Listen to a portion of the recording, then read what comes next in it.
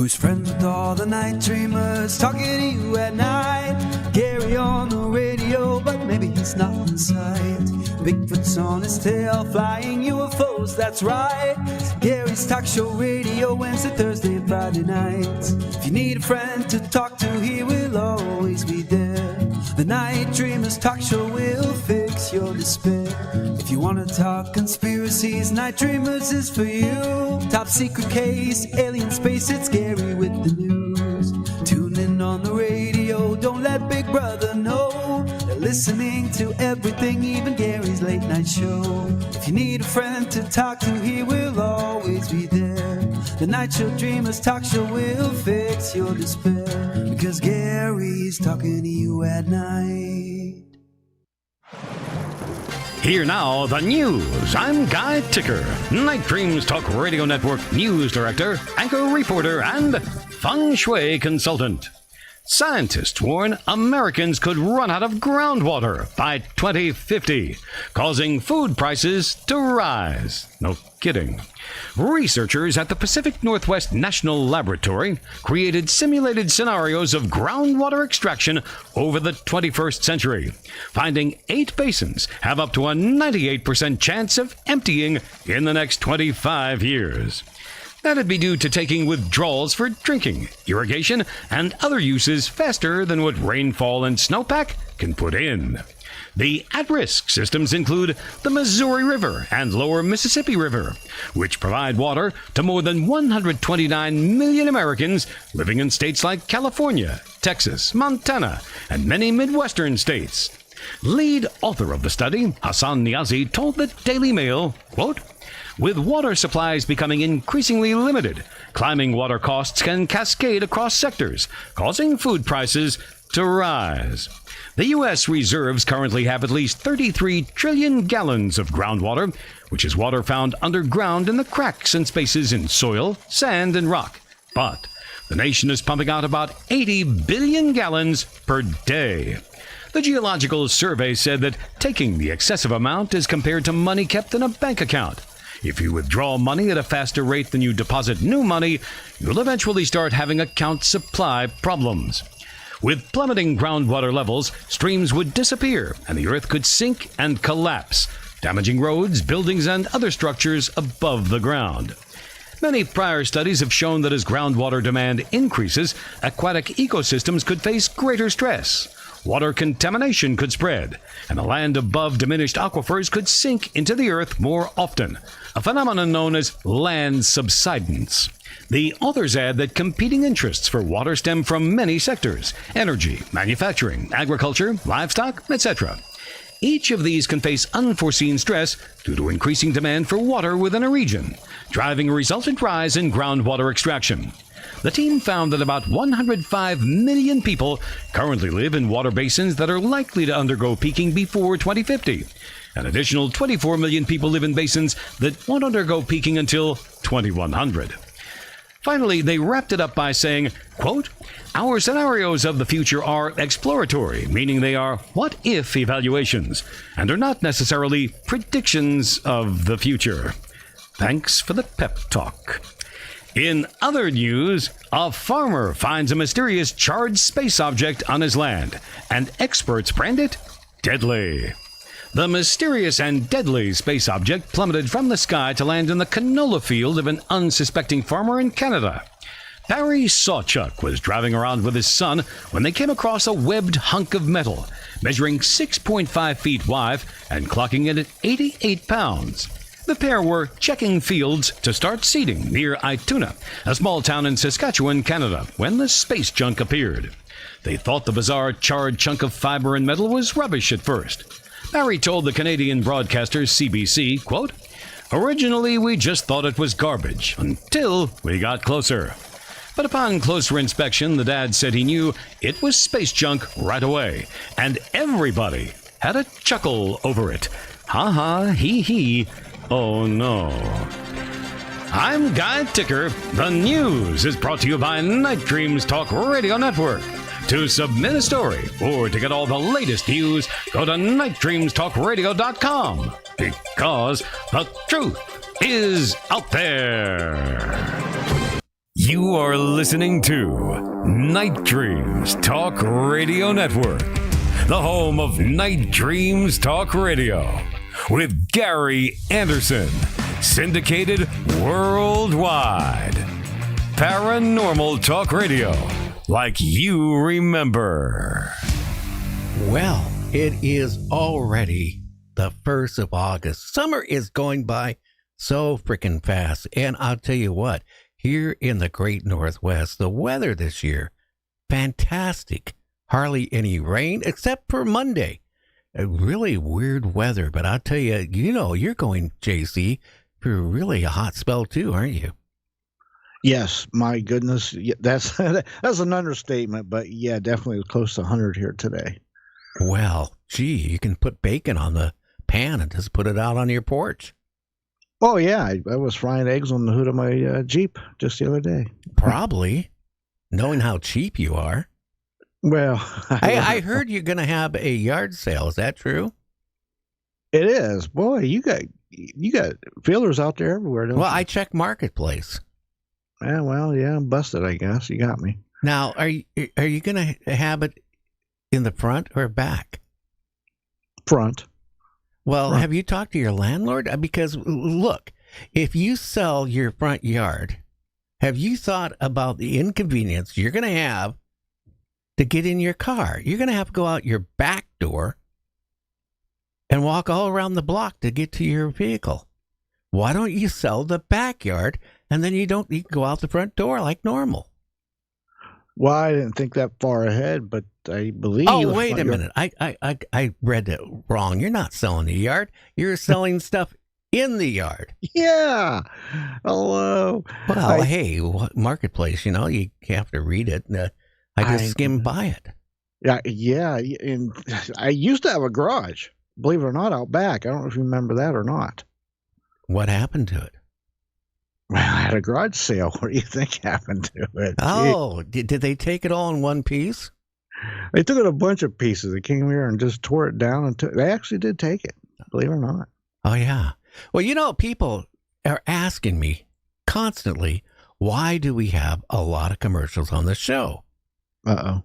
And, we really only have one or two during the show. Now, if you're listening to it on iHeart, Spotify, or Apple, or whatever you're listening to it, if you don't subscribe to the channel, that's how they make their money. So if you subscribe to the app, you won't have any commercials. I won't be in the middle of saying something or the guest, and it won't be interrupted. Yeah, and boy, you nailed it, because that's what happens. They're in it for the money too. So yeah. Yeah. How do they pay their light bills? Exactly. So it's only common sense. They have to put their ads in, and you're right. They will break in the middle of your commercial to put their commercial on. Well, they do. But that's the whole point. But people get mad at me. I was reading some reviews the other day. They said, I love the show, but they got a lot of commercials. Well, no, we don't. So maybe it's time to either switch to another app to listen to us or even do whatever, and pay. Pay with the $5, $6 a month, and you won't have to have all these commercials. Yeah, it's just, but it's a give or take. Small price to pay a few ads to listen for free, or pay a little bit and have no ads interrupting. We're close to 100,000 subscribers on YouTube. It is growing rapidly. It's almost like watching my electric meter as the numbers roll on. Well, you mean as you have your air conditioner running and you got your stove on and you have your TV on and all that stuff, and it's going really fast? Yes, it's scary like that. Right. Well, right. You know what? We're going to talk right after this break, which is a commercial. I have to say it. And when we come back, we're going to be talking about the Flying Saucer Party. It's held here in Washington. So stay tuned. We'll be right back with our guests. It's going to be a fun show. We'll be right back. Take a journey of adventure and discovery for the enigmatic giants of the forests. Read On the Trail of Bigfoot by Mike Dupler. The author himself describes it this way. Having found possible Sasquatch evidence, namely trees driven into the ground upside down, thought to be territory markers, led me to investigate this creature in my native Ohio. Several years and many forays into Bigfoot territory, I have found incredible evidence which inspired my book, On the Trail of Bigfoot. Bigfoot is alive and has many fantastic abilities. The evidence is out there for all to see, but you need to know what to look for. My book will inspire those who have answered the call to seek this elusive creature, the Bigfoot. The truth is out there. Read On the Trail of Bigfoot by Mike Dupler. Available now at Amazon.com, BarnesandNoble.com, and IndieBound.org. Jason Matson is the executive director of the Lewis County Historical Museum in Chehalis, Washington. There, he helps to preserve and share the unique, interesting, and sometimes strange history of Lewis County. In his spare time, he enjoys a variety of creative projects in graphic design, sculpture, and sign painting. He enjoys exploring life in the wonderful and, yes, strange Pacific Northwest. His ongoing projects focus on preserving and restoring the legacies of small-town life, including the Yard Birds Shopping Emporium and a local watering hole, the Olympic Club.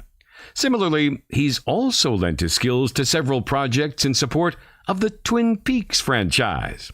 In life, he encourages creativity and loves to throw a big party once a year to celebrate flying saucers. Well, Jason, how are you doing? And welcome to the show, my friend. Oh, I'm great. Thanks for having me. Well, how long has this been going on with this Flying Saucer Party? This will be our fourth year. We started in 2018 and then had to take a couple years off for the pandemic. Then, wow. Now, again, you work as a director of this museum. Uh-huh. And how did that come about? Well, the opportunity opened itself up. I really didn't have any experience with museums, but I've always loved history and have done, some fundraising and management experience in the past. So I applied, and luckily they hired me. So I've been there about 7 years now. How do you enjoy it? Oh, I love it. It's a lot of fun. Now, if you had your way, Jason, would that museum be full of UFOs? I could use a few more, but honestly, we've got such a neat, eclectic collection as it is. I enjoy seeing all the random and unique things every day, so it's fun. Now, that museum, is that an old train station? It is, yeah. For old Northern Pacific Railway Depot. It was built in 1912. Oh, so, wow. That is we're super lucky to have it. Yeah. Yeah. Cowlitz River, I was reading somehow that tied into Alaska or something at one time back in the 1800s. Oh, well, Lewis County. Yeah, the border went all the way up to Alaska back in before, this area was even a state. So it was kind of neat. So, yeah, back in those territorial times. Oh, wow. That tells you, things have really changed with the states and counties and all that stuff. But that was a big area to cover at that time. Oh, definitely, yeah. From, I think, it was the Cowlitz all the way up to what is now Canada. So, yeah.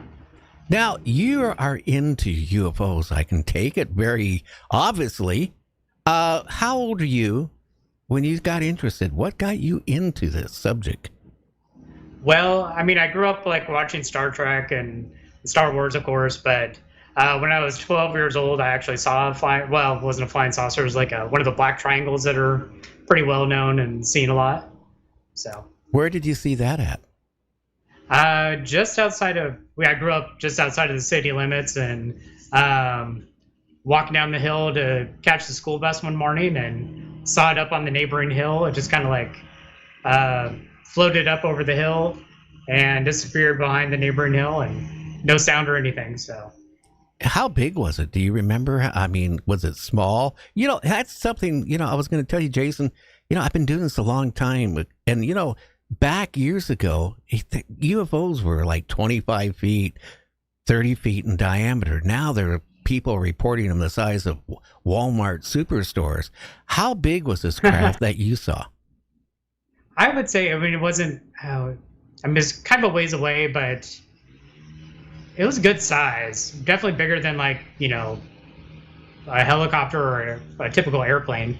So, maybe like a jumbo jet type size, but triangular shape. So, and that changed your life when it came to, UFOs, and because you were watching Star Trek and Star Wars. I bet you were watching a lot of B movies too with aliens, weren't you? Well, those definitely came on later. Yeah, I came to appreciate those much later in life. So, yeah, I love, looking back on it now, I love all the old 50s, 60s sci-fi, kind of the cheesy stuff you see on Mystery Science Theater and that sort of thing. And again, did it affect you much at all, Jason, when you saw that UFO? I mean, you were waiting for the school bus. You got into class, did you go around and telling all your friends, I saw a UFO? Or did you hold that back? I remember telling a few people, like my neighbor's mom, I told her, and she kind of just blew it off. She thought maybe it was a helicopter or something. But, and I've told the story a few other times, and it's amazing how many people will corroborate that story with, they'll have seen the black triangle or something else. People you wouldn't expect to have seen lights in the sky that can't be explained.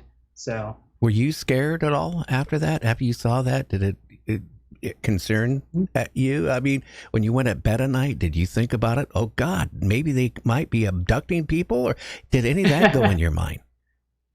No, not really. I think I was too young to really be aware of abductions and whatnot. But later on, as I thought about it more, I kind of analyzed it and, studied up on what the black triangles were or what they might be. And so, yeah, at the time, though, it didn't really scare me. It was more just a curiosity of what the heck was that thing. So, well, did you tell your parents what you saw, and what did they say to you? I don't recall, honestly. I'm sure they didn't think much of it. So, well, I tell you, if I saw a UFO at that age, I would have been underneath my bed and not even bothered going to school or class. I'll tell you, I would have been scared out of my, what. Right. Now, have you had any other encounters at all? Strange, people that maybe you thought were maybe not from this earth, or have you seen other things that was strange, in reference to UFOs, or nowadays UAPs? I like calling them flying saucers, but people don't like that. No, I prefer flying saucers or UFOs, but I've never seen anything else in that regard. Saw my first ghost while working at the museum. Nothing. I've never experienced anything before that, but that's about it. So. Well, you said you saw a ghost. What happened? What were you doing at the museum? And well, I was there just after closing, typing away at my computer, and I looked up at the doorway in front of me, and this kind of dark, shadowy figure sort of leaned in and almost as it looked at me and then leaned back, and then it was gone. And I was kind of like mystified. I was like, did I just see that? So You didn't get underneath your desk? no, amazingly, I wasn't really scared. It was more just like, yeah, I did it. It was just kind of baffled. So, Well, and then it kind of got the chills later once it sunk in. So just think of all the people who've been in that museum when it was actually a train station at one time. oh, most definitely. And the people that have spent years working there and all the different objects that have been donated throughout the years. And, who knows what kind of things were, special to people. So, Yeah, you never know. Hey, JC, couldn't one of the objects in that museum have some type of where we could draw a ghost? Well, it could definitely have a spirit, what they call spirit attachment. I have come across several of these and had several reports of people having attachments on objects. You never know. Yeah. Or, Jason, it could have been somebody who was still waiting for the train and they haven't realized that the trains don't run there anymore. yeah, actually, one of the past directors had a encounter like that where she said a lady dressed in like period clothing, from maybe I think the 20s, asked her when the train was coming, and then she said, "Oh, they don't come here anymore," and then she just disappeared. So, Wow. That's a little eerie. It is. Again, you're working with stuff that had connection to people that are no longer here. Now, here you were a young kid, you saw a UFO, but how's that tie into your life when you got older with UFOs? I mean, how big a part is this of your life? Well, honestly, I didn't really know about the Kenneth Arnold connection with Chehalis until much later in life, which really surprised me that it wasn't bigger news. Once I started working at the museum, I was told the tale of Kenneth Arnold flying out of the Chehalis airport, and that's when he saw the 9 flying objects. And I was amazed that I'd never heard of that. That wasn't that about 1947? It was, yep, June 24th. Yeah. That's interesting. Can you tell listeners a little bit about that? Oh, absolutely. It was June 24th, 1947. Idaho businessman Kenneth Arnold was in Chehalis selling extinguisher equipment, and he would basically fly from town to town as a salesman and doing quite well with that in his life. And as he was flying out of the airport, he was heading towards Mount Rainier, searching for a downed Marine plane because there was like a big cash reward for it. And as he was flying over the town of Mineral, he saw like a glint of light out of the corner of his eye, and he said it was just super bright. So he looked and looked, and he positioned his plane to look at it a little closer, and he counted 9 little objects, quite the distance, kind of flying in a echelon formation like geese fly, but they were going super fast. He clocked them going, I think calculations were around like 1,600 miles an hour. Wow. And yeah, it was amazing. And his description of them, they were kind of a crescent shape rather than typical round UFO or flying saucer. And so when he landed in Yakima and told some people at the airport there, and then that's where they did kind of some quick calculations of the speed. And then he went on to Pendleton, Oregon, and there were people like reporters waiting to talk to him. And yeah, he told the tale, and the AP picked it up, and the story went global. It was huge. Oh, yeah. And from there, oh, sorry. I said it was because I seen an old article archived from the Seattle Times and PI newspapers about his encounter and all that stuff. And isn't that where the phrase flying saucers originated from? It is, yeah. So the reporter asked him to describe how they flew, and he said they looked as if they were saucers skipping over water, but somehow that got kind of misquoted, and the term flying saucer started from that description. So from then on, the flying saucer became part of, pop culture. So. Well, you know how many people made hoax videos and movies of flying saucers? everything from hubcaps to you name it, and photographing it and making videos of it, or actually film of it. And that's where it all really started. You know, this whole flying saucer craze. It was because of what happened in 1947, and then naturally Roswell happened right after that. But here's the thing, that when all this went on, you know, I liked the term flying saucer. Then I liked UFOs. And I don't like how they figured, well, you know what? People aren't interested in UFOs anymore. Let's change it and change the whole feel about it and call it UAPs. And right, I guess I understand the logic behind it, but it definitely isn't as much fun. So. Well, I'm old school. You know, to me, they're a UFO. But, no, me too. And they're always going to be a UFO. And you can call it a UAP, and maybe in a couple of years from now they'll call it something else. I don't know. What did you think about Congress? You know, a lot of people thought we were going to get some real, you know, juicy information, you know, about these UFOs, what is going on, abductions, crash retrievals. And, you know, Congress, you know, to me, it was kind of like a circus in a way. They didn't. It was just something to kind of shine people on, and you know, them not admitting to the truth. So, you know, I mean, some truth came out, but you know, it should have been more than what it was for sure. So. And then, you know, they said, oh, we'll keep the public, you know, informed every whatever so many months, and they did the first couple times, and then all of a sudden they sealed it for 25 years. Right. With the condition that president at the time concealed it again. And here's the problem, that people have a short attention span. And it's true, and it's, you know, and it's just getting worse in today's well, we got society, a lot of things, you know, it's happened in the last 4 or 5 years. Everything from the tariffs, the wall, COVID, the war in Ukraine, the war in the Middle East, you know, what's going on right now in the world. And people have short attention spans, and so they can't seem to be focused on it, on a subject, and keep pursuing it. The news media, again, they play it up, but after it kind of simmers down, they move on to another subject. Right. Well, which has been kind of the case with flying saucer, or, you know, UFO reports, I think, for many years. They'll kind of jump on it while it's hot, and then, you know, move on to the next story.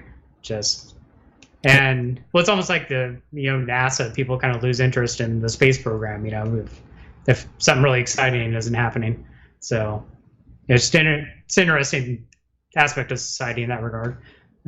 Oh yeah, you know, in the news today, they actually think there is life on Mars, bacterial life now, because they've been examining this one rock or whatever the rover has, and where they found had liquid in it at one time, water, wow. and bacteria formed. So they figured now there's life on it. Also in the news today, by the way, Planet 9 is getting to be more of a reality. Oh, really? Yeah, that's really concerning, because, you know, there's been talk about Planet 9 for, 20, 30 years. Now, it's a lot of proof is coming out that maybe Planet 9 exists. We need to take this quick break. We'll be back with Jason right after this break. We're going to talk about what this party is. I might even go. I might celebrate. So we'll find out. Hope you do. And we'll be back with Jason right after this. So don't go anywhere. Check out our website at www.nightdreamstalkradio.com. Here now, the latest news. I'm Guy Ticker, Night Dreams Talk Radio News Director, anchor reporter, and full-time philatelist. Look it up. Ex-Navy officer says underwater UFOs display capability that jeopardizes U.S. maritime security. UFOs that have shown the ability to seamlessly transition from air to sea without a splash or crash are an urgent national security concern with world-changing scientific ramifications, according to an ex-Navy officer. In July 2019, the USS Omaha recorded a UFO, or UAP, unidentified anomalous phenomena, that buzzed a Navy fleet off San Diego and disappeared into the ocean without a trace. The video, verified by the Pentagon, displays capability that, according to oceanographer and retired Rear Admiral Tim Galladay, quote, jeopardizes U.S. maritime security, which is already weakened by our relative ignorance about the global ocean. Galladay wrote in his March 2024 report, quote, the fact that unidentified objects with unexplainable characteristics are entering U.S. water space and the DoD is not raising a giant red flag is a sign that the government is not sharing all it knows about all domain anomalous phenomena. I'm Guy Ticker. The news is brought to you by Night Dreams Talk Radio Network. To submit a story or to get all the latest news, go to nightdreamstalkradio.com because the truth is out there. Well, creatures coast to coast, sound familiar? Join us August 9th for a special Night Dreams Talk Radio tribute to our late dear friend, Art Bell. My God, so much has happened since we last talked. You ain't kidding. We have 4 of Art Bell's favorite guests on the show, discussing everything from aliens to remote viewing and much more. It's good to be here. Catch us live on YouTube August 9th, 9 p.m. Eastern, 6 p.m. Pacific, or find us on your favorite app. This tribute to Art Bell is one you don't want to miss. Drink minimum 2. We'd love to have you join us live in the chat on YouTube, so mark your calendar, August 9th. We do hope you enjoy the show, and we'll see you there. The truth is often stranger than fiction, and it's our duty to uncover it. Now, from his secret compound, here's Gary. And we are back with Jason. Yeah, why can you tell the listeners, especially the people that live in Washington State, by the way, or if you're in Oregon or Idaho, Montana, you might want to go there, all about this party. You know, is it going to be like a party, or what is it all about? Oh, yeah, no, we try and make it as fun as possible. So it's basically started out to celebrate the Summer of the Saucers, you know, with Kenneth Arnold and his sighting and all the everything that came after it and before with the Maury Island and Roswell and all of that. But then it's kind of evolved into something pretty exciting. We've got things for the serious and for the people who just want to have a good time. We've got a parade this year, which is new. It'll be we're calling it the Alien Invasion Parade. Oh, wait a minute. Wait a minute, Jason. Are you going to have any floats of UFOs going down the street? We're going to have small ones. This is a really small initial parade. So it'll be people like in costumes. You can bring your pet. I've got some bicycles coming if you have a little float, but it's nothing motorized yet. So it'll be kind of more of a procession parade. And so if anyone dresses up, you can be in the parade and be a part of that fun. All ages, you know, so. I can just see all these dogs dressed as aliens. Can't you see, JC? Oh, I'd love that. Yeah, I hope that happens. And then so we'll have our parade, and that'll lead everyone to the museum's parking lot where we have our McKinley Stump gazebo, and that's where we've done this every year, the big saucer drop. What's that? What's the saucer drop? So we throw little flying saucers, some people call them frisbees, out to the audience, and we usually get a huge crowd of people, all ages, and there's little prizes and stickers and things stuck to the bottom of them. And so, yeah, we throw out enough for almost everyone to get one.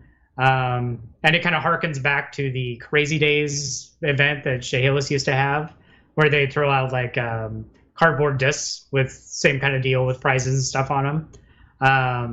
So that's super fun. People go crazy for that. What else? Then we have inside the museum, our special exhibit this year is going to be on UFO disclosure. And we kind of focus on some of the weird things that have happened in Lewis County in the past. Oh, what? Wait a minute. What weird things has happened in Lewis County?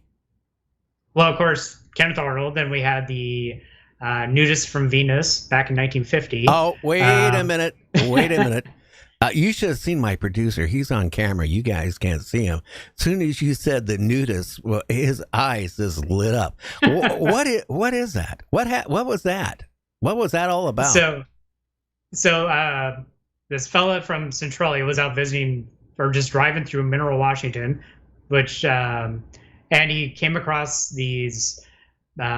He described them as being like very beautiful people with like long blonde hair, and none of them wore clothes, and they were all vegetarians, and they were from Venus, and let him hang out with them for about 40 hours, and they took him on a ship, and they said they were visiting to kind of spread the word of peace from Venus to the Earthlings, and they wouldn't let him bring anyone else to visit, so it was kind of a fun, weird story for Lewis County.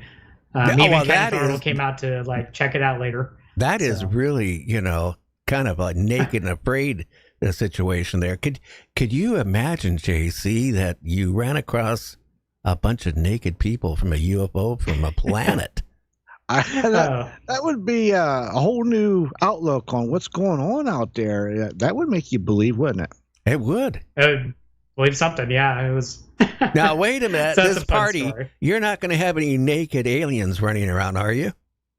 No, I don't think the city would allow that. So, so that's just one of the small stories. And then we've had crop circles back in the 90s.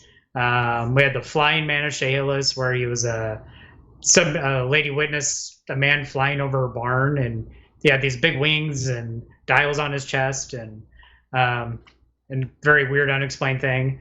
Wait a minute. You keep saying all this stuff, and I just live just down the road from you guys. A guy flew over, and he had dials. I mean, is it described what kept him up in the air besides the wings? Yeah, it's a mystery, complete mystery, and this took place back in the 50s, so it was, way back before anything that we have these days would be around. So, well, you guys are a long ways away from Western State, so a lot of people don't know about that. Western State up here in Washington State is one of the two funny farms where you go in there and you laugh. That's one thing you might do. Yeah. Maybe some crying, but... Well, probably a lot of crying when you realize you can't just leave. But, okay, you had this. Any other weird things? I mean, have you had many reports of UFO sightings in Lewis County? There have been several. Let's see, a guy I used to work with back in I think he said the 80s. He saw one in Centralia, plain as day, flying around. The police were stopped looking at it. And then just outside of town, one of our friends, Christopher, he's seen a lot of stuff out near the Tenino, Bicota area.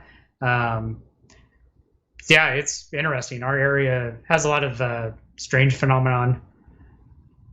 What else goes on in there? I mean, you got these UFOs, you got people flying over on property, you got, ghostly things going on. I mean, God, Lewis County, I never thought that county had a lot of, chutzpah. Well, it's a big county, and a lot of it's very rural. If you go to the east end, it's, pretty, very nature. There's tons of trees and acreage and places where things could hide or strange things could happen. So, well, there have been, trail cam footage of Bigfoot out in Mossy Rock, and so. Well, Bigfoot are real.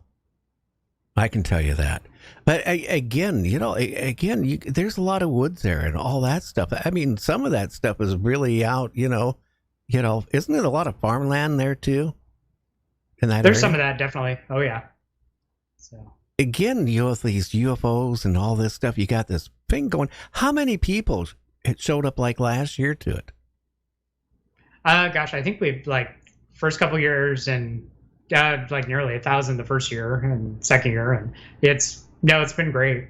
So a lot of people come out for it, and we've got things for the whole family basically. It's like I said, the parade, the saucer drop, and then seeing some of our speakers. Those are paid events. So yeah, who's some of your speakers? I know you got Connie Willis there, but who's some of your speakers?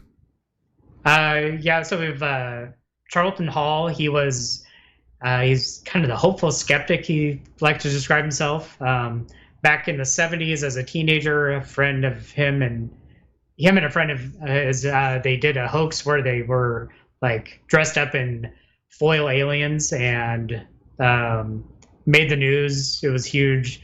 And so since then, he's kind of he's a retired psychotherapist, and he's kind of written about people and why they do hoaxes and how to identify one and that kind of thing. So it should be a really interesting talk. Well, it should be. Wait a minute. So he does this for a living, analyzes people, right? And, right. Well, I think he's retired now. Well, he did it. How's that? And then he did a hoax himself. So I guess he would be an expert on that field, wouldn't he? Oh, most certainly. Yeah. No, I'm really looking forward to hearing his talk. It should be a fun one. And it's just as many, possible real sightings as, there are hoaxed ones. So yeah. How you get and then we're having Steve Edmonston. He is going to be talking about the emergence of Men in Black, which happened right around the same time as Kenneth Arnold with the Murray Island incident. Right. And so that's pretty fun. Now, you mentioned Men in Black, Jason. Have you had any reports in Lewis County of people thinking that Men in Black has been there? Not that I'm aware of, but honestly wouldn't surprise me. There have been so many weird things that have happened. So interesting. And who else do you have as a guest speaker? So then we have Kevin Day. He was he was stationed on the USS Nimitz when the famous Tic Tac that has gone global was sighted. He's a radar tech, and so he'll be talking about his experience with that and kind of unraveling the truth behind it. So, or at least hopefully the truth. So, then of course Connie Willis, the guest host on Coast to Coast AM. Right. And she'll be kind of giving her impression on and what she thinks of government disclosure and UFOs. So. Well. And then after. Sorry. Go ahead. Oh, go ahead. Oh, and then we'll have a speaker panel, so everyone can get a chance to talk to all the speakers and get their reactions to their questions. So. Now, what day is this? What time does it start? When does it end? And do you have beer and liquor there? Well, we let's see. It starts Friday, September 13th. Will be the Northwest Flying Saucer Film Fest at McFiler's Chehalis Theater, and so that will be, the kickoff for the party. And then September 14th will be the big day with the parade and speakers and karaoke and the exhibits and so let's see, the film fest starts, the doors open at 5:30. It starts at 6, and then Saturday our first speaker will be Charlton Hall at 9:30. And I didn't mention we were having our first ever 5K dash for disclosure, so now it'll start at 8:30. Let's see, and then 11 o'clock is Steve Edmonston. 12:30 is the parade lineup. 1 p.m. is the parade. 1:30 is the saucer drop. 2 p.m. is Kevin Day. Then we'll have 2 p.m. also the Jack DeLords will be playing at the McFiler's Bar and Grill, which is right next to the museum. So you can have some lunch, enjoy a beer, and listen to some really cool surf guitar music. Then 3:30 is going to be Connie Willis, and 4 p.m. we're having our local library is doing a story time for kids at Mint City Coffee Roasters. And then 5 o'clock is Sister Midnight, a local kind of fun jam band. And 5:30 is a speaker panel. And then 7 o'clock is alien karaoke. So you get to dress up and sing karaoke. Do you ever get people with tinfoil hats coming in? Oh, we get plenty of them. Yeah. And we welcome them. So. Have you ever had anybody there that show up that you thought maybe they could have been an ET? Or they should have been? Actually, we had the cutest little dog. It could have been a strange little alien. It was the most adorable thing. I think it came at the first year. It was like it'd sit down, just kind of like stick its tongue out, and it was so fun. I don't know in our state, Washington. I don't know of any really other big. I know Oregon has a major one, but They do, yeah. Yeah, but I haven't really heard of any in Washington State other than yours. Yeah, there's they do the Men in Black birthday bash in June up around Des Moines, but besides that, I think we're the only one in Washington. Yeah, so. Well, they do the Women in Black in in Everett. That's do they? That's Okay. a bad joke, by the way. Oh, okay. Yeah, I didn't want people to think that we're sexist here about Men in Black. They could be women in black too. Oh, well, it's all genders up at the Men in Black birthday bash. I attended that this year. It was a lot of fun. So yeah, it's pretty cool. How do you see? Yeah. What's your goal with this party? Are you planning to try and make it an annual event and grow it?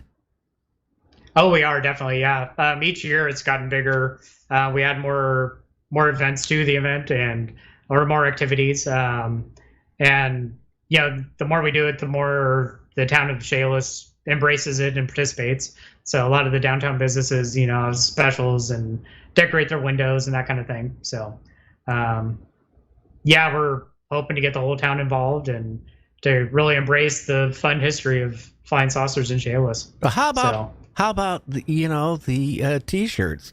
Do you guys have T-shirts that's going to be available for people? We do, yeah. We have a really fun design. Fellow named Michael King did this great design of the flying saucer, the Kenneth Arnold Crescent with a pointy-eared alien sticking out waving, and so it's flying by Mount Rainier. And every year we do a different event T-shirt, so something that fits the theme. And Disclosure's this year's theme, so it kind of fits with that. And all this benefits the Lewis County Historical Museum. So that right there, I hope, is a good incentive to come and participate and buy something and have a little fun while you do it. So. Well, it sounds like it. Are you going to have beer there available? In the theater and at McFiler's, where we'll be having the live music, they're open for beer and drinks and food, and so yeah, it's a good place to go. I'm going definitely if there's beer there. Yep. Oh yeah, you'll get all you need. Well, again, you want to share before I let you go your website where people can check out for more information and see how to get to it. And again, too, if people are coming from out of state, is there any places where they can, like hotels, motels, or places pitch tents or anything, accommodate all these people out of town coming to this party bash? Oh, we do. We have plenty of hotels and motels in the area, lots of camping. There's Stanheadwell Park is, just a few miles away. And we have a link on our website. It's flyingsaucerparty.org. And there's a lodging link there, and you get to find the full schedule of events, the bio of our speakers. And you can buy a VIP pass, which I highly recommend. It's like the biggest bargain ever, where you get access to all the speakers, an event T-shirt, a really cool goodie bag with some fun stuff, new this year's sticker. And it's only $85. That's like $140 value. So yeah, definitely check out the website, flyingsaucerparty.org, or follow us on Facebook and get all the updates. So. Oh, great. Hey, Jason, I want to thank you for taking a time in your busy schedule to come on this show. Oh, sure. It was a lot of fun. Okay, my friend, you have a good weekend that's coming up, and keep looking up in the sky. You never know what you might see. I will. You too. Hope to see you at the party. Okay, you take care. Thanks. Okay, we'll be right back after this, and then we're going to wrap up the show for tonight, so don't go anywhere. Take a journey of adventure and discovery for the enigmatic giants of the forests. Read On the Trail of Bigfoot by Mike Dupler. The author himself describes it this way. Having found possible Sasquatch evidence, namely trees driven into the ground upside down, thought to be territory markers, led me to investigate this creature in my native Ohio. Several years and many forays into Bigfoot territory, I have found incredible evidence, which inspired my book, on the trail of Bigfoot.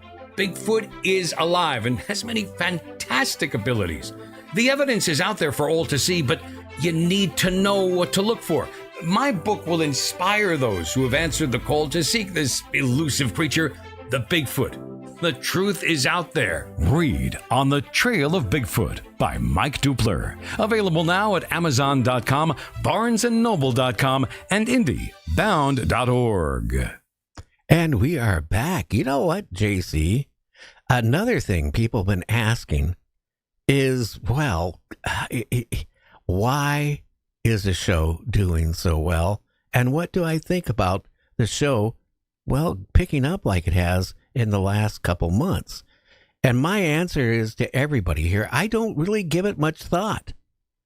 I do the show because I love radio and it's fun. So, you know, if you're asking me why, I have no idea. Maybe people just are bored of other shows. I don't know. Well, I will say this, gaining 80,000 plus new subscribers, I may add, in 2 months is quite an achievement. So 2 months and 3 weeks. Right. So but I don't keep track of that. Yeah, you got to be doing something right to gain that many. I can say that much. And listen, we cover a wide different range of stuff. And we try to not bring the same core 5-6 guests on all the time. That's not it. You know what it comes down to? Honestly, I gave it some thought a couple months ago, you know, because I was thinking about doing this Art Bell thing a couple months back. And then I started realizing all the conversations I had through the years with Art Bell.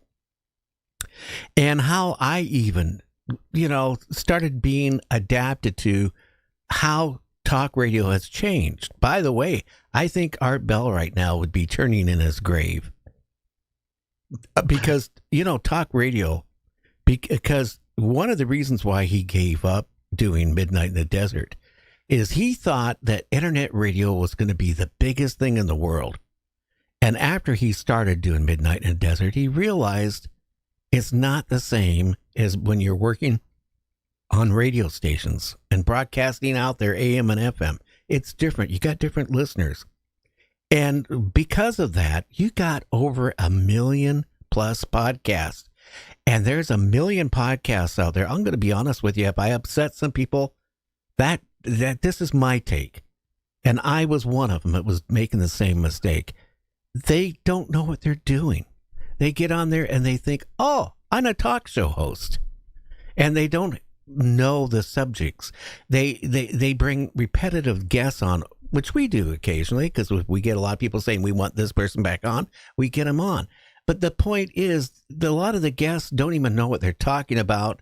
They're not seasoned. They don't even know how to interview. And there's over 1 million of these shows, and they don't go anywhere. And I get so many people message me, JC, saying, hey, can you help me with my podcast? I only got a couple hundred listeners. I don't know why. Well, you know what it is? You got to put a lot of time into it. You got to know what you're doing. You got to know what the subject you're talking with your guests, and you have to make it entertainment. People are not happy with shows now that are all hype, if you know what I mean. There's a couple shows that are really a lot of hype, like a circus barker at the beginning of the show. Oh, hi, Ted. Hi, James. Hi, Susan. Doing to try to get donations steady at the beginning of the show for the first 10 minutes. If they have to do that to pay their bills, they shouldn't even be doing a show. Play this bluntly. And that's not a way a radio should be, you know? And Art Bell, like I said, would be spinning in his grave right now if he knew how horrible a lot of these shows are. So I sat back here realistically a couple months ago and I go, this is what I'm doing wrong. This is what I'm doing wrong. You know, people like nostalgia. They like the music of the 70s, the 80s, and 90s, and they like more laid back interviewing, which I have always done. I'm not a hype one. I could be a hype one. I've done that. That's not me. So I like interviewing like tonight. I just like doing it because it's fun. And I want you, the listener, to enjoy what we're doing and be part of the conversation. I don't want to be bringing on UFO people every single night. I don't want to be all hyped up. Come on. That's not way radio is. And when I made all these changes, oh my God, YouTube, I'll be honest with you, all these years, I never concentrated on YouTube. I concentrated being on radio stations and all the apps like Apple, iHeart, TuneIn. That's all I cared about, having big numbers there. I didn't care about YouTube, but then all of a sudden people start saying, well, you don't have any viewers on YouTube. So I made all these changes with the show, and just like in 2 months and 2 weeks, we went from 2,040 subscribers. We're going to hit 82,000 here probably in the next hour, and we're going to have 100,000 plus here in the next couple of weeks. Why? Because people like what we're doing, and that's what it is. I put a lot of energy in the show. And did everything from the news to the bumper music to everything, the intros. I put my heart into it. And this is the way talk radio should be, not a bunch of crap and hype. Well, not only that, you have to always be tweaking and evolving and evaluating what you're doing. Because if you don't do that, you will never rise up and do better. You'll stay the same or go worse. As you know, listen, I want to tell you, you've got a lot of years experience. So, and you got to mix all these things together, and there's a formula there, but I think it's very important that you always got to be tweaking and trying to better what you're doing, evolving. Plus, listen, Gary, you got to know the subject matter and you got to know your guest. Well, I'm going to say this, and I'm only going to say this once, and I'm never going to repeat this. But, when Art stepped down from Midnight in Desert and gave it to his producer, Heather, and then she started having some issues. At that point, he didn't know what to do with the show. He really didn't know what to do. And he contacted me and he offered me to take over the spot, the show. And I just said, no, I don't want to do that. That was his show that he started. I didn't want to walk in and try to fill in his shoes. That would be totally impossible. As you know, that, a network is not the same as it used to be, that Art used to be on. It's not the same. And I declined his offer. And we stayed friends. I talked to him 3 days before he passed over. And I tell you, that's why we're doing this thing on the 9th. Do you remember Art Bell and all that? By the way, Planet 9 in the news. If you Google it, they're really thinking that Planet 9 is on the outside of our solar system, and it does exist. Yeah, there's a lot of stuff going on about that. They also call Planet X a Narubu also, I believe. And every 3,600 years, as the legend goes, it gets close to Earth. That would be scary. You know that. Yeah, one of the theories is that I've read was that's the reason for a lot of extinctions and things like this. Reboot the planet. Yeah, reboot. And listen, I do think with you that, there's obviously been lost technology because these pyramids and everything, the evidence is slapping you in the face, for the love of God. Come on. They didn't build them with copper tools, so there was some kind of technology there that's been lost because I think, like you said, we've been rebooted. I think we've been rebooted several times. In fact, I was reading in a science journal just a couple nights ago that they figure the Earth is way older than what we have been led to believe. And again, what happens to these civilizations like the Incas, the Mayas, and all this stuff? And whoever created the pyramids, or even predate the pyramids, the Great Sphinx, the Sphinx was created long before the pyramids were ever put up. Why? And what was going on? How did they have that technology to do that? And, again, I read an article. Oh, we finally figured out how they built the pyramids. Well, you know what? Yes, we don't know. And we will never know. Or if we do know, it's in some secret room, locked up in a safe somewhere where we're not allowed to know. Right. Didn't you see the end of Indiana Jones where they got that giant room with just rows of all secret stuff, like the Arctic Covenant and all that stuff? But I wouldn't doubt if something like that really exists. Yeah, listeners, listen. Do you think the honestly, world governments would really want us to know history? Hello, look at the UAP subject or UFO subject alone. Right there you go. There's your answer. Oh, UFOs don't exist. ETs that don't exist. Dogmen don't exist. I don't think they do. But Bigfoot, don't exist. None of this exists.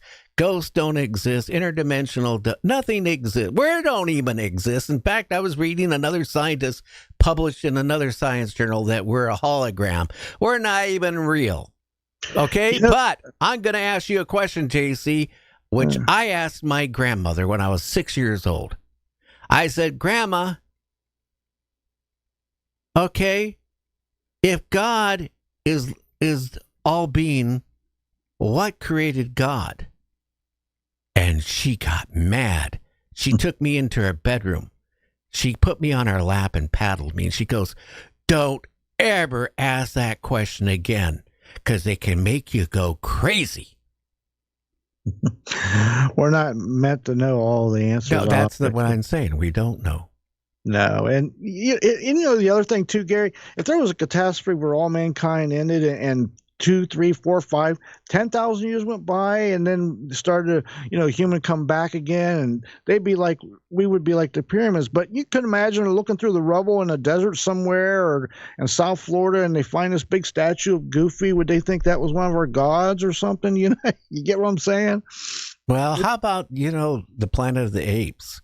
Exactly. Where the Statue of Liberty, is sticking out of the sand. Or the A-bomb that they're worshiping as a god. Yeah.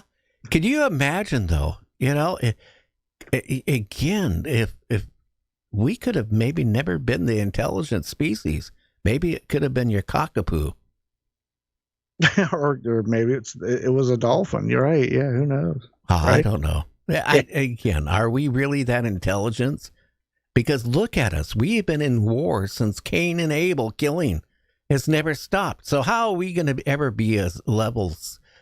Civilization level 1. Well, not only that, the powers that be hold back certain things because of big money and power. So, we're still using fossil fuels, Gary, that we've used at the turn of the century of the last century. Get one of these electric cars and get ready, go start it. And, hey, I wonder what neighbor's having a barbecue. I smell something burning. And you open up your door and your car's on fire because, again, there was in the news here today, a guy was using his cell phone and all of a sudden the back of a cell phone blew off and that burst into flames.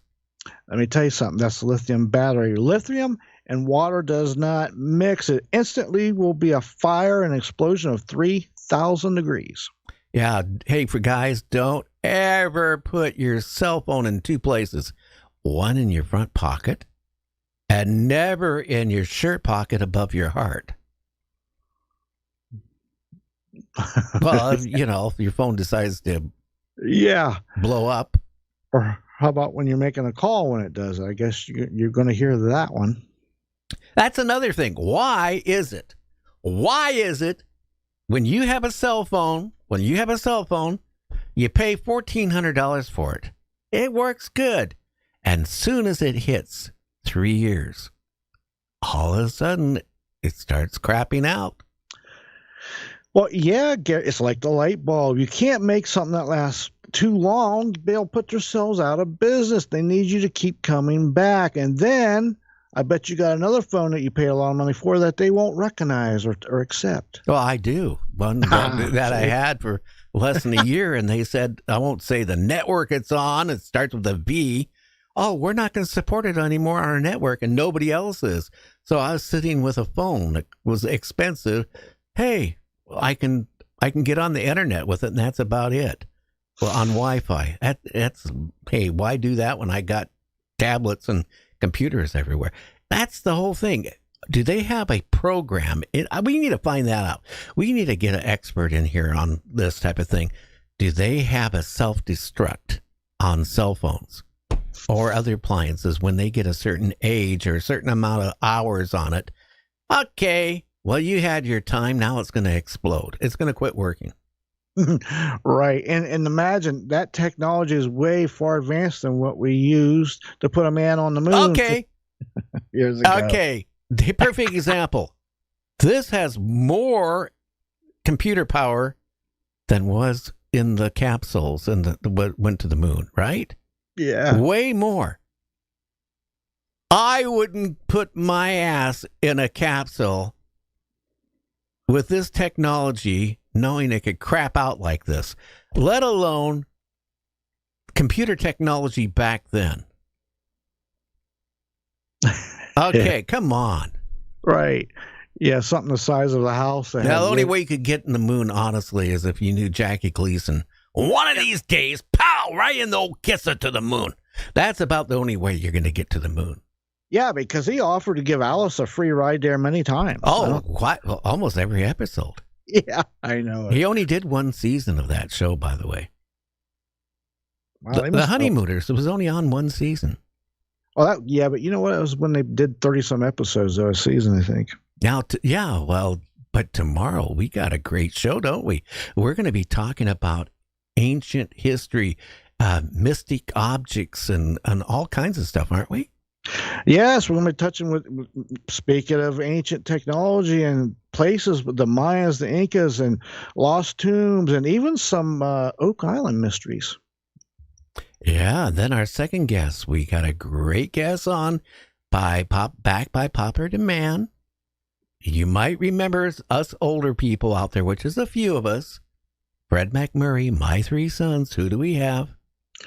Barry Livingston. Listen, he's a very well-rounded actor, very talented man, I'll be honest with you. So I'm looking forward to having him back. So are our listeners, by the way. Yeah, he's fun, too. He's not stuck up. No, he's really down to earth. I got to ask a question. The guy who played Uncle Charlie, you know who he was?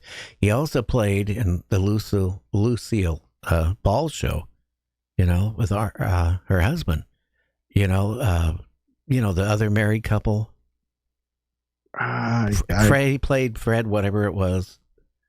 I didn't want well, anyway, on My Three Sons, when he got that job to be on the, I Love Lucy show, because he had a drinking problem.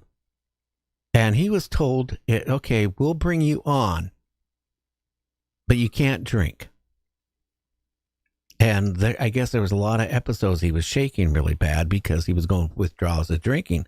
But when he got on to do My Three Sons, he was showing up drunk. Uh-oh. And during the break of the scenes when they're filming it, they had to pour a lot of coffee down him. Oh, that'd be rough. That'd be rough going to work working like that every day. Yeah. Well, we're gonna talk about a lot of things with him tomorrow, and then don't forget on the 9th. And please, everybody, let your friends know. Who do we have on the 9th? We got 4 great people. 3 of them were regulars on Art Bell. One that was fascinated and probably listened to every episode Art Bell ever put out. Who do we have? Well, I'm going to tell you something. We have Major Ed Dames coming on to lead things off, followed by the world-renowned Whitley Strieber. Oh, yeah. Yes, author, lawyer. He wrote The Communion back in the 80s. I read that book when it came out, cover to cover.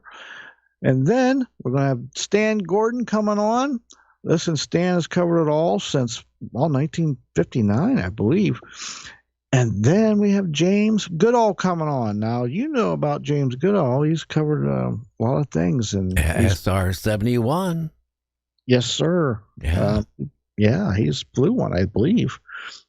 Oh, yeah. He's actually made where they got one in Seattle Flight Museum because of him. Oh, that's right. I think he flew it there, didn't he? Or I don't remember. No, they actually they didn't fly it there. They trucked it. They took it partly apart, if I remember right. Yeah. That was the fastest and still holds the speed record?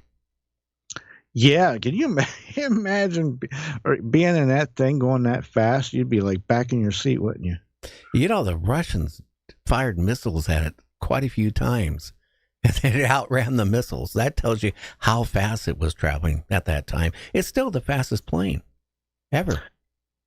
Yeah, and look how old it was going back. So, and they always say we have technology that's 20, 30 years advanced before we ever break it out. So think about that for a minute. And that was technology from the late 50s. Think about that.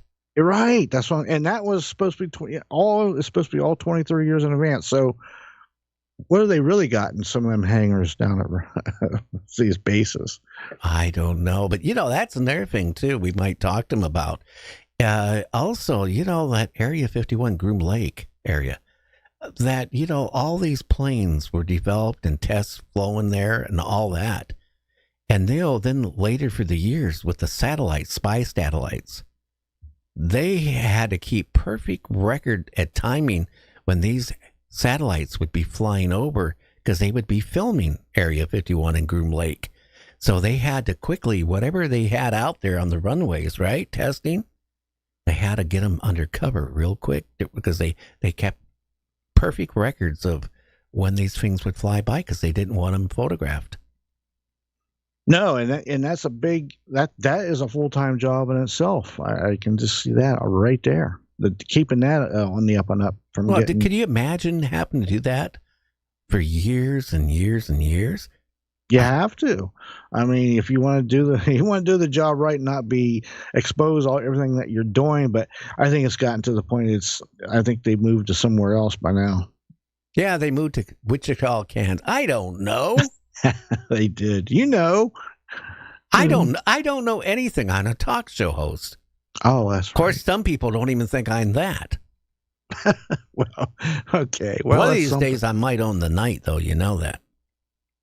Oh boy, that's. I wouldn't want to own the night. I'm more happy of having covering all the 24 time zones like a glove. Would you rather own the night or it be cover all the time zones like a glove? What would you prefer? Yeah, I think it'd be better to cover them all of them. Plus, it wouldn't cost you something. You'd have to. That's a big payment. Owning all. Oh, yeah. Listen, no. Covering it would. When you cover it, you're covering that's a lot of time zones. That's around the world, man. Yeah. Now the people on chat. Who do we have on there? Oh, we got Tom, and we got December GM, and we've got who else? We got. We had a couple other. Yeah, we had a couple other out there. Barb Melissa's on there. She's a new one. I think she was. And Truth is Natural Law is out there. Well, people, what you need to do is when we have call-ins, like on Fridays, do me a favor, call in. Say hi. I had roast beef for dinner. I don't care what you want to talk about, but the whole point of this show is for you. It's entertainment for both of us, actually. So, again, we offer call-ins. Start doing it. Do me a favor and do me a big favor. Please share the show. Now, we have going on 82,000 subscribers. That is worldwide. So when we get done with this show, not everybody watches. YouTube is different than being on a radio station. You know that. Because when we were on these radio stations, we were live. And they heard us right then and there. When you go onto the apps, it's delayed now for an hour because of a contract I have with one radio station. It has to be an hour delay. So when we're done with the show, it goes up an hour on all the apps. But here's the point, that when all these people around the world, the time difference, so this show here might only have 100 people tomorrow morning. By tomorrow afternoon, it'll be like 500. By the next day, it's been going, 16,000, 20,000, 80,000 people have watched it. YouTube is totally different than anything I could have ever imagined.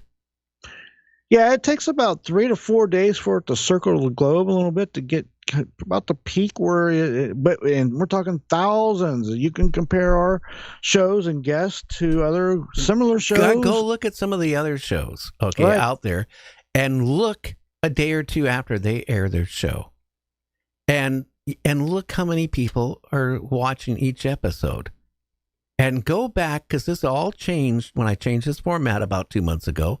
For the last 2 months, go look in there and look how many people are watching, viewing our channel.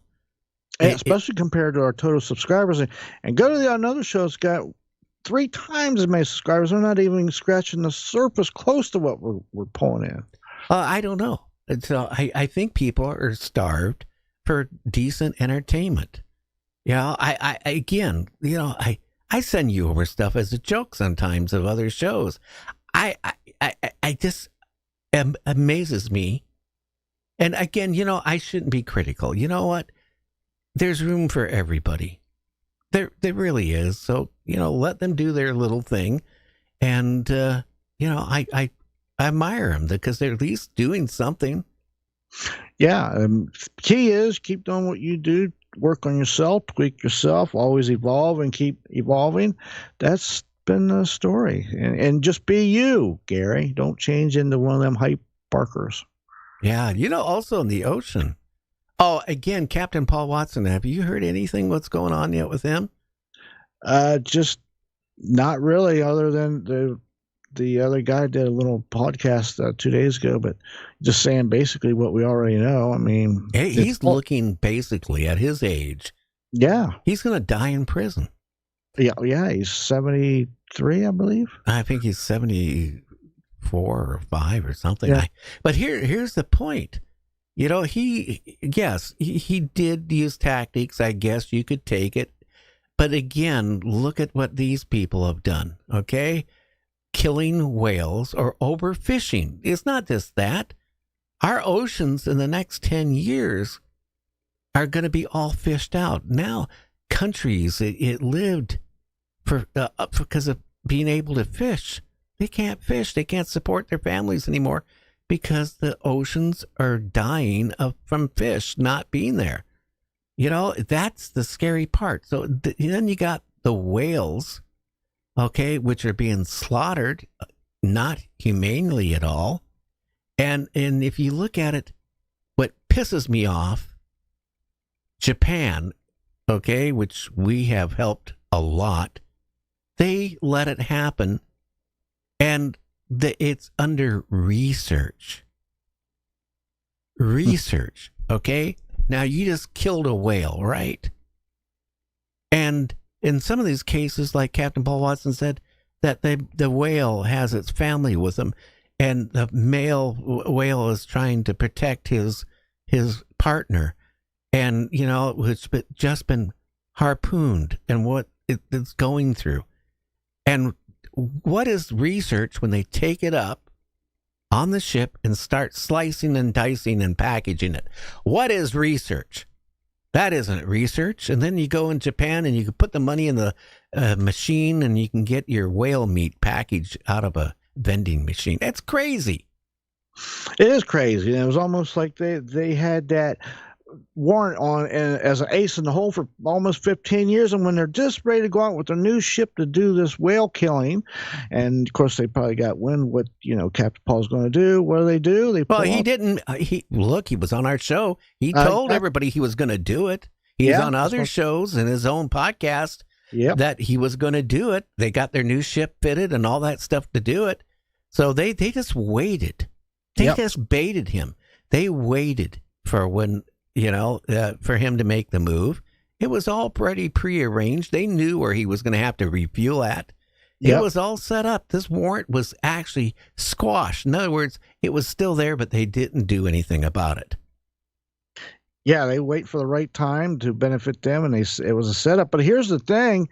If they don't do something with that, they're going to make this... They're going to make themselves look real bad, them and the country that, did the seizure. Well, they're going to do something. They're going to lock him up. Yeah. He's already locked up. Could you imagine somebody who was a co-founder at Greenpeace, okay, and did what he has done? And let's be honest with you, he was shafted at Greenpeace. He was shafted with his other organization. I'm not even going to mention it. Okay? He was ousted. And it was taken over for monetary gains. So he created a new one. He gave his whole life for our planet. And this is what happens. And how many people out there have actually wrote a letter to the congressman, senator, to the Japanese embassy, to the consulate, to Danish. Greenland, to Denmark, and said, hey, please, look what he's done. What in the hell are you doing? No. That's the whole problem. People have short attention spans. They're more worried about Trump. They're more worried about the vice president. They're more worried about what's going on with Israel right now and what's going on in Ukraine. But here's somebody who's given his whole damn life. And this is how he gets repaid. Yeah, he's definitely getting the shaft. And the other country there that you mentioned, Denmark, that was all for it too. I'm not going to eat any more of that Denmark cheese. I can tell you that. It wasn't that good anyway. No, it had a little bit of a smell to it, I believe, didn't you say? I don't know. Yeah. So anyway, we're going to jump out of here. I want to thank everybody out there. Again, if you want to make a donation, okay, we're not just going to take your money and not give you anything. But, if you donate and become a member of our show, okay, and you become a member, you can do it for $4.99 a month. You don't get a T-shirt, but you get my big, huge thank you. And for like $25, you can become a mega subscriber to our channel.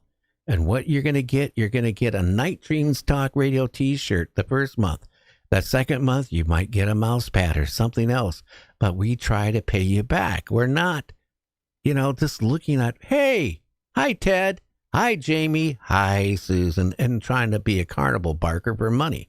That's never going to happen on this show. We don't need it.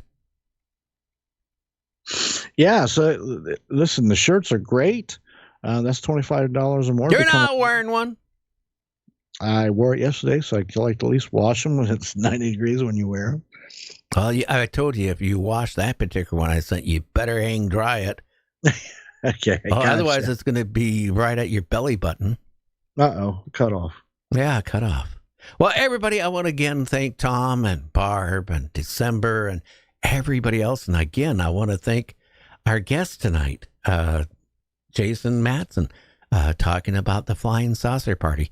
Please check it out. You can go to our website and just click on the banner. It'll take you to their website. And if you live in Washington State, go to it. Have fun. Put a tinfoil hat on. Go have some beer next door. Listen to Connie Willis and everybody else.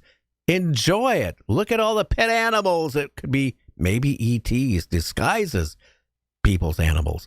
We'll talk to you tomorrow. Everybody have a good one. We'll catch you on the other side of the campground tomorrow night. Who's friends with all the night dreamers, talking to you at night? Gary on the radio, but maybe he's not in sight. Bigfoot's on his tail, flying UFOs, that's right. Gary's talk show radio, Wednesday, Thursday, and Friday nights. If you need a friend to talk to, he will always be there. The Night Dreamers talk show will fix your despair. If you want to talk conspiracies, Night Dreamers is for you. Top secret case, alien